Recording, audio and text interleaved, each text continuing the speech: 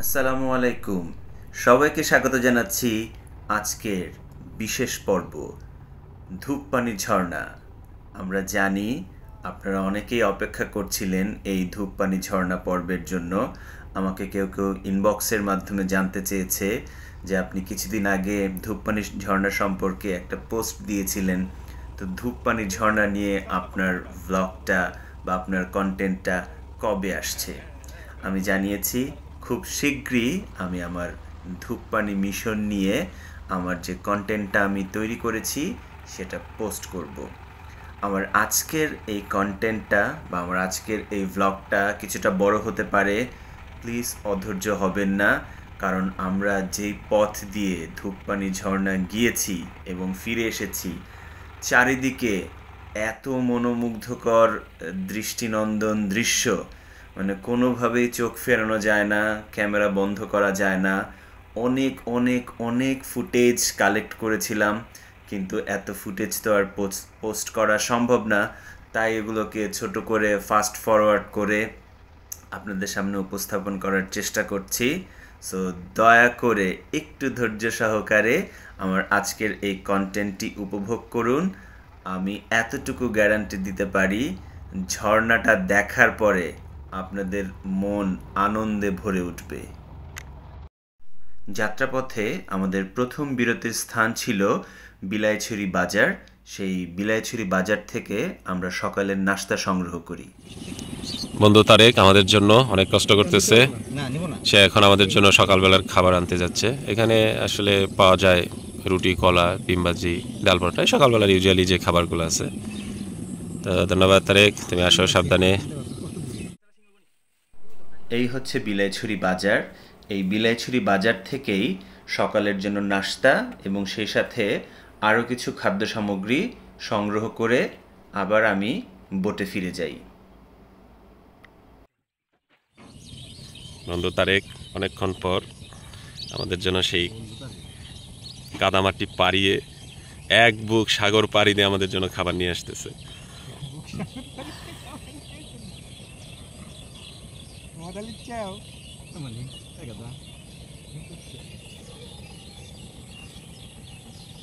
আসলে একটু কষ্টসাধ্য, বিকজ কাদাটা অনেক বেশি যাচ্ছিল।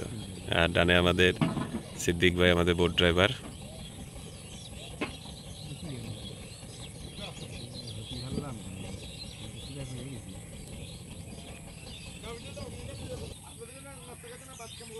এক বুক সাগর পাড়ি দিয়ে আমাদের জন্য নাস্তা নিয়ে আসছেন আমাদের বন্ধু তারেক।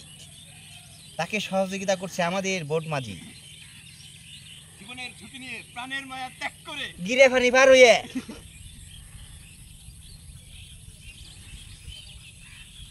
যাক, রাত পর্যন্ত হয়ে যাবে না, জানছো। আমরা দুপুরবেলা আর কোনো খাওয়া খাবো না, ঠিক আছে? এইটা দিয়ে হয়ে যাবে। দুইটা টলা বেড়েছে, দুইটা। ভাইয়া তুমি কিন্তু অনেক স্পিড বাড়াবা। দেখুন, তারা মনের মাধুরী মিশিয়ে খাবারের উপর ঝাঁপিয়ে পড়েছে। বেশ এনজয়েবল ছিল এই খাবার সময়টা। এখন আসুন ধূপপানি ঝর্ণা সম্পর্কে কিছু তথ্য আপনাদের সাথে শেয়ার করি। যদিও গুগল করলে সব ধরনের তথ্য আপনারা উইকিপিডিয়াতে পেয়ে যাবেন, তারপর আপনারা যেহেতু আমার ভিডিও দেখছেন, তাই আপনাদের সাথে কিছু জরুরি তথ্য শেয়ার করে রাখি। ধূপপানি ঝর্ণা বাংলাদেশের রাঙ্গামাটি জেলার বিলাইছড়ি উপজেলার একটি ঝর্ণা। স্থানীয় বাসিন্দারা অনেকেই ধূপপানি ঝর্ণা নামেও ডেকে থাকে। তারা ধয়ের উচ্চারণ দ করে। স্থানীয় শব্দে ধূপ অর্থ সাদা, আর পানি যুক্ত করে এটিকে সাদা পানির ঝর্ণা বলা হয়। ঝর্ণাটি লোকচক্ষুর অন্তরালে ছিল। 2000 সালের দিকে এক বৌদ্ধ সন্ন্যাসী গভীর অরণ্যে ধূপপানি ঝর্ণার নিচে ধ্যান শুরু করেন। পরে স্থানীয় লোকজন জেনে ওই বৌদ্ধ সন্ন্যাসীকে দিনের নির্দিষ্ট কিছু সময় বা উপলক্ষে সেবা করতে গেলে এই ঝর্ণাটি জনসম্মুখে পরিচিতি লাভ করে। এই ঝর্ণার ওপরে একজন সাধু তার আশ্রমে ধ্যান করেন। স্থানীয় ভাষায় এই ধর্মযাজক সাধুকে বলা হয় ভান্তে।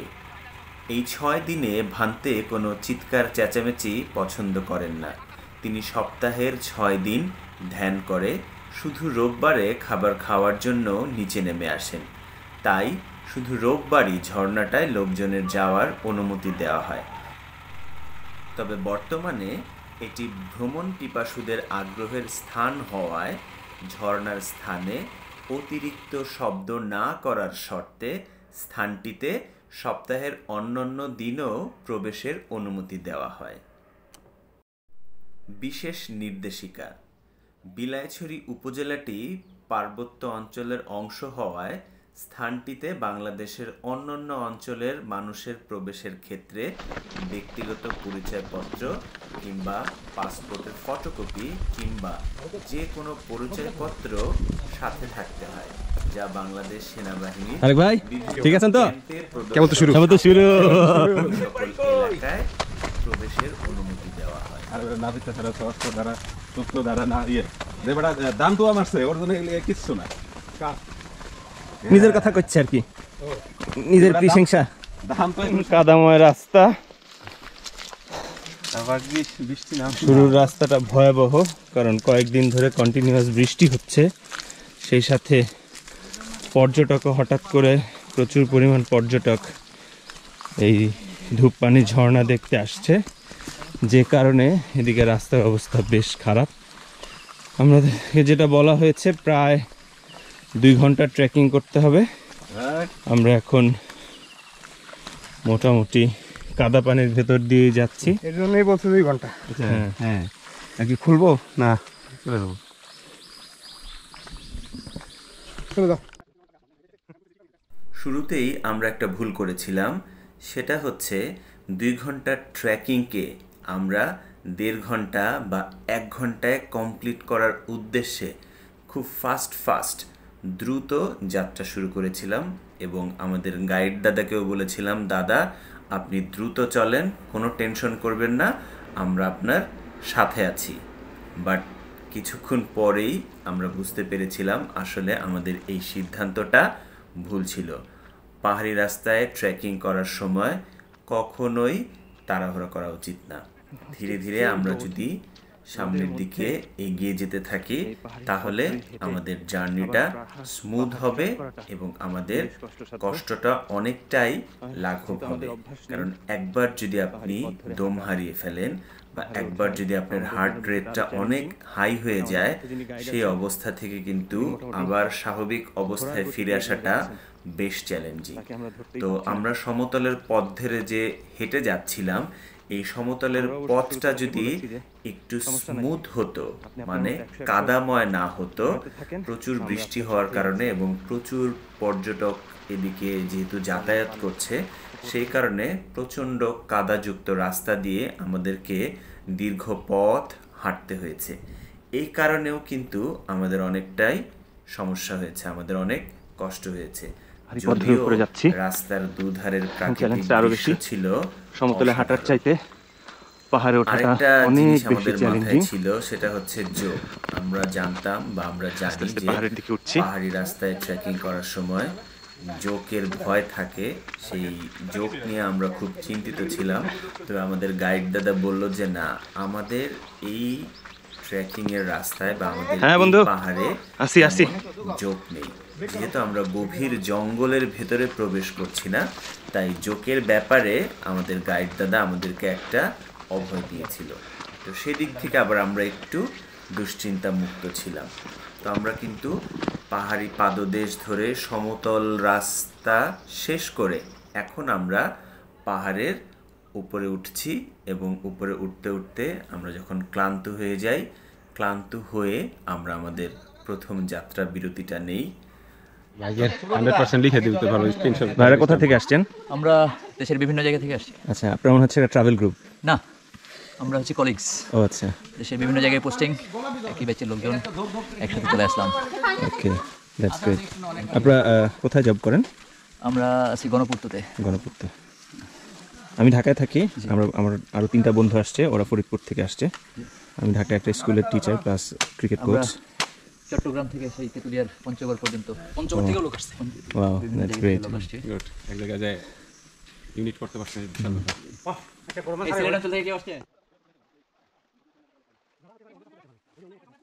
আমরা প্রথম আপার ট্রেল ধরে যেই পাহাড়টার একদম উপরে উঠেছিলাম, সেই পাহাড়টা বেশ খাড়া ছিল, আমাদের অনেক কষ্ট হচ্ছিল।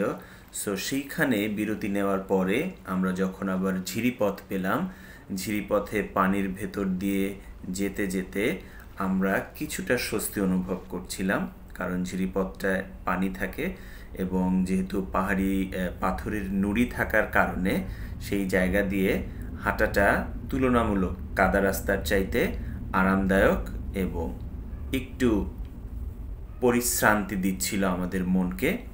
তো এই পথ ধরে যাওয়াটা আরেকটা অনুভূতি। এই প্রথম আমি কোনো পাহাড়ি ঝিরিপথ দিয়ে সামনের দিকে এগিয়ে যাচ্ছি।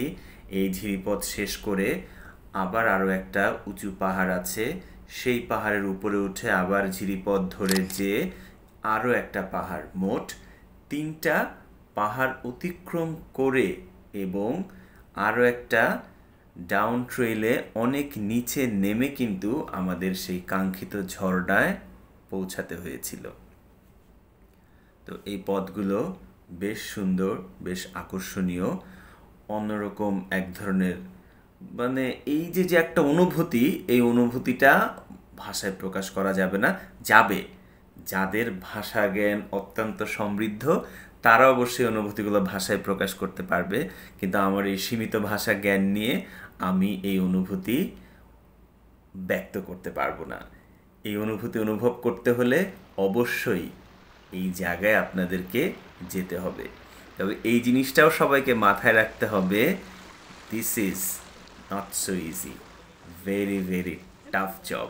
সো এখানে যেতে হলে তার ইন্টেন্স, তার স্টেমিনা, এনার্জি, মনোবল সব কিছু অনেক হাই থাকতে হবে। লো ইন্টেন্স নিয়ে, দুর্বল মনোবল নিয়ে, দুর্বল ফিটনেস নিয়ে, দুর্বল এনার্জি নিয়ে এখানে কোনোভাবেই যাওয়ার কথা কল্পনাও করবেন না।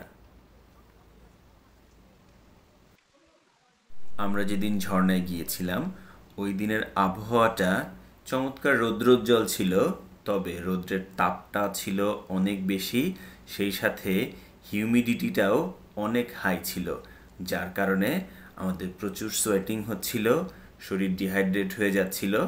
আমরা যে ভুলটা করেছি, আমরা একটা পানির বোতল হাতে করে নিয়ে এসেছিলাম, এটা ছিল একটা বড় ভুল, এবং সেই পানির বোতলটা ছিল 2 লিটারের। যদিও পানির বোতলটা আমরা আমাদের গাইড দাদার কাছে পরবর্তীতে দিয়ে দিয়েছিলাম, কারণ পানির বোতল এবং আমার হাতে ক্যামেরা ছিল, ক্যামেরা মাউন্ট, সেই সাথে আরও কিছু এডিশনাল ইকুইপমেন্ট আমার 2 পকেটে ছিল। সো যেই কারণে যখন আমার এনার্জি অনেক লস করছিল, প্রচুর সোয়েটিং হচ্ছিল, প্রত্যেকটা জিনিস আমার কাছে প্রচণ্ড ভারী মনে হচ্ছিল। অলমোস্ট 2 ঘন্টা ট্রেকিং করে ঝিরিপথ পাড়ি দিয়ে কয়েকটা পাড়া পার হয়ে আমরা ঝর্ণার কাছাকাছি চলে এসেছি। এক্সট্রিম ট্রেকিং এর একটা ঝর্ণা, যাদের এনার্জি লেভেল লো আছে তাদের কোনোভাবেই এই ঝর্ণায় আসতে আমি উৎসাহ দেব না। আমি অবশ্যই তাদেরকে নিরুৎসাহিত করব। যাদের হার্ট দুর্বল, যাদের স্টেমিনা লো, ইন্টেন্স লো, তারা কোনোভাবেই এই ঝর্ণায় আসবে না। পাহাড়ি রাস্তার যে বিষয়টা খুবই কষ্টকর সেটা হচ্ছে আপার ট্রেল ধরে আপনাকে উপরে উঠতে হবে, আবার ঢালু পথ ধরে বা ডাউন ট্রেলে নামতে হবে, আবার উঠতে হবে। সো উঠতে নামতে আপনি যখন গন্তব্যে পৌঁছালেন, উঠা নামা করে ফেরার সময়ও কিন্তু ঠিক একই রকম কষ্ট। মানে বিষয়টা এরকম না যে আপনি খুব কষ্ট করে উপরে উঠলেন, নামার সময় আপনি খুব আরামে নেমে গেলেন, অনেকটা বিল্ডিংয়ে ওঠার মতো। আমরা যদি সিঁড়ি বেয়ে বিল্ডিংয়ের ওপরের দিকে বা বিল্ডিংয়ের ছাদে উঠি, উঠতে যে কষ্টটা হয়, নামার সময় কিন্তু কষ্ট তার অর্ধেক। কিন্তু পাহাড়ের ক্ষেত্রে এরকম কোনো সুযোগ নেই। পাহাড়ে উঠতে যেমন কষ্ট, নামতেও ঠিক একই রকম কষ্ট, কারণ নামার ক্ষেত্রেও কিছুটা পথ আপনাকে নিচে নামতে হয়, আবার কিছুটা পথ আপনাকে উপরে উঠতে হয়। আমরা ঝর্ণার একদম কাছাকাছি চলে এসেছি। ঝর্ণার শব্দ এবং মানুষ যে কী পরিমাণ এক্সাইটেড এই ঝর্ণার কাছে যেয়ে, তাদের নয়েজগুলো আমাদের কানে আসছে এবং আমরাও প্রচণ্ড এক্সাইটেড হয়ে যাচ্ছি ঝর্ণাটা দেখবার জন্য। আর এই শেষ যেই পথটুকু নিচে নামতে হয়, এইটার সবচাইতে বেশি বাজে পথ আমি বলবো। এত গুরুত্বপূর্ণ একটা জায়গা, আকর্ষণীয় একটা ঝর্ণা, আমাদের পর্যটন শিল্প কেন এগিয়ে যাচ্ছে না, এটাও একটা কারণ। এই রাস্তাটা আরও সুন্দর হওয়া উচিত ছিল, আরও নিরাপদ হওয়া উচিত ছিল, কিন্তু এই রাস্তাটা খুবই ঝুঁকিপূর্ণ একটি রাস্তা। ঝুঁকি নিয়েই আমাদেরকে এই পথ ধরে নিচে নেমে ঝর্ণার কাছে যেতে হয়েছে। হবে, দ্যাট ইজ দ্য প্রবলেম।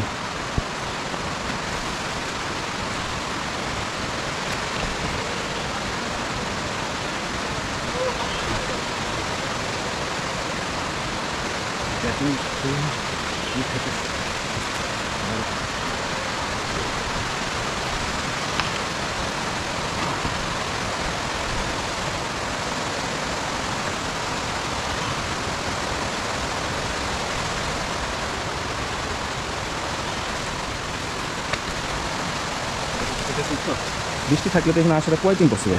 মানে এই রাস্তা দিয়ে কীভাবে বৃষ্টির ভিতর দিয়ে বন্ধ হইবে?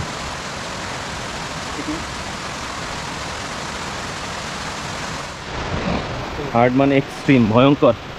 বলে না যে ভয়ঙ্কর সৌন্দর্য, প্রকৃতির সেই ভয়ঙ্কর সৌন্দর্যের মাঝে আমরা এখন এসেছি। মাই গড।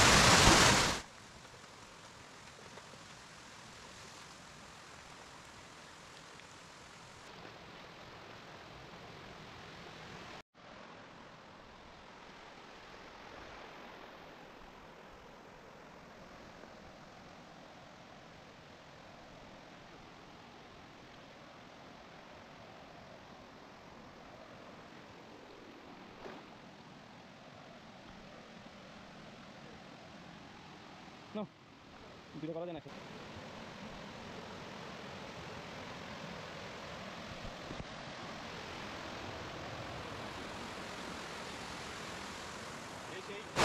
ঝর্ণার এন্ট্রান্স ওয়ে। ও মাই গড, এটা হচ্ছে আমাদের ধূপপানির ঝর্ণার এন্ট্রান্স ওয়ে। ও মাই গড। তো যারা আসবেন একটু দেখে শুনে,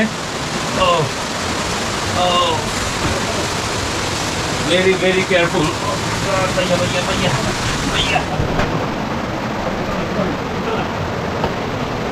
দেখি ভাই, দেখি দেখি দেখি ভাই, তুমি দেখে বেরোলেন ভাই।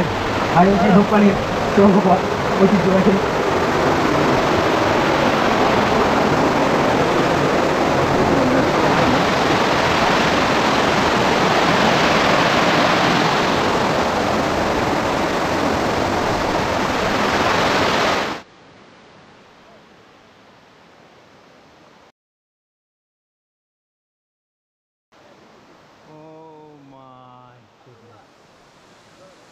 ক্যামেরায় কতটুকু আপনারা দেখতে পাচ্ছেন আমি জানি না, বাট বাস্তবে এক্সট্রিম, অভাবনীয়, অসাধারণ, অবর্ণনীয়, ভাষায় প্রকাশ করা যাবে না।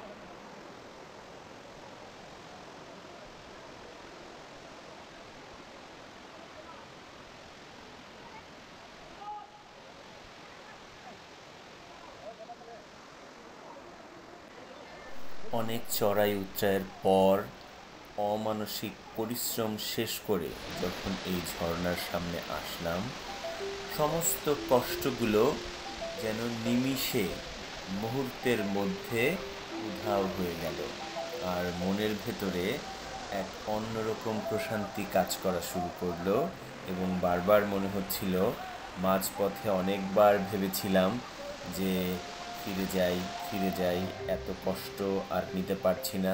কারণ একদিকে প্রচণ্ড গরম, রোদের তাপ, ঘামে পুরো শরীর ভিজে যাচ্ছিল, শরীর ডিহাইড্রেট হয়ে যাচ্ছিল, হার্ট রেট বেড়ে যাচ্ছিল। সব কিছু মিলিয়ে মাঝপথে অনেকবার চিন্তা করেছিলাম, না আর যাব না, ফিরে যাব। কিন্তু যেহেতু এই ঝর্ণা সম্পর্কে আগেও শুনেছিলাম এবং ভিডিও দেখেছিলাম, ঝর্ণাটা অসাধারণ, চমৎকার এবং বাংলাদেশের অন্যতম একটা বড় ঝর্ণা, তাই সেই ভালো কিছুর প্রত্যাশাতেই নিজেকে বারবার মোটিভেট করছিলাম যে না, যে করেই হোক গন্তব্যে পৌঁছাতে হবে। মাঝপথে কোনোভাবেই যাত্রা বিরতি করা যাবে না, মাঝপথে কোনোভাবেই যাত্রা ভঙ্গ করা ঠিক হবে না। এই মোটিভেশনের কারণেই সামনে এগিয়ে আসতে পেরেছিলাম এবং তার ফলটাও হাতে নাতে সঙ্গে সঙ্গে উপভোগ করি। অনেক স্ট্যান্ড পাই, এটা ভাষায় প্রকাশ করার বোঝানো যাবে। Just unbelievable, quite unbelievable. You cannot imagine how different feeling it is. Oh my God.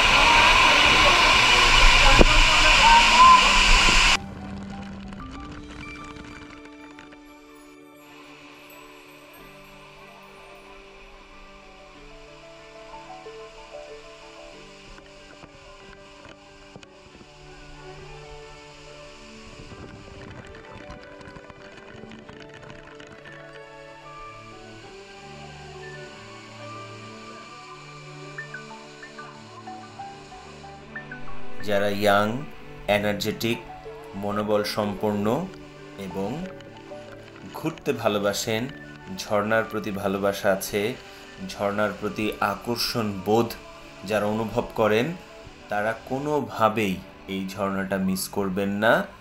তবে অবশ্যই যাওয়ার আগে পূর্ব প্রস্তুতি ভালোভাবে নিয়ে যাবেন। কিভাবে যেতে হয় সেই সম্পর্কে আমি ডিটেইল আমার এই ভিডিও ডেসক্রিপশনে দিয়ে দিব। কিছু বিষয়, একটা সাধারণ ধারণা, যা বেসিক ইনফরমেশন আমি আমার ভিডিওর শুরুতেই বলেছি, বাট তারপরও আরও বিস্তারিত যদি জানতে চান, আমার ভিডিও ডেসক্রিপশনে আপনারা আরও বিস্তারিত পেয়ে যাবেন। খরচ সম্পর্কেও আমি একটা ধারণা আমার ভিডিও ডেসক্রিপশনে দিয়ে দিব। সো আশা করি এই ঝর্ণা দেখার পর আপনাদের সবার মন ভালো হয়ে গিয়েছে, বা যে এক্সপেকটেশনটা ছিল সেই এক্সপেকটেশনটা ফুলফিল হয়েছে। আর যদি না হয়ে থাকে তাহলে আমি আন্তরিকভাবে দুঃখিত। আমি আমার অবস্থান থেকে চেষ্টা করেছি, হয়তো এটা আমার সীমাবদ্ধতা, যে কারণে আমি হয়তো সবার এক্সপেকটেশন ফুলফিল করতে পারিনি। তবে আমি চেষ্টা করেছি আপনাদের এক্সপেকটেশন ফুলফিল করার জন্য। সো আজকের মতো সবার কাছ থেকে বিদায় নিচ্ছি। ভিডিওটি যারা শেষ পর্যন্ত দেখেছেন তাদের সবার প্রতি রইল আমার আন্তরিক কৃতজ্ঞতা, এবং সেই সাথে আমাকে অনুপ্রাণিত করবার জন্য আমি অনুরোধ জানাবো এই ভিডিওটিকে আপনারা বেশি বেশি করে লাইক, কমেন্ট এবং শেয়ারের মাধ্যমে অনুপ্রাণিত করবেন। অসংখ্য ধন্যবাদ, সবাই ভালো থাকবেন।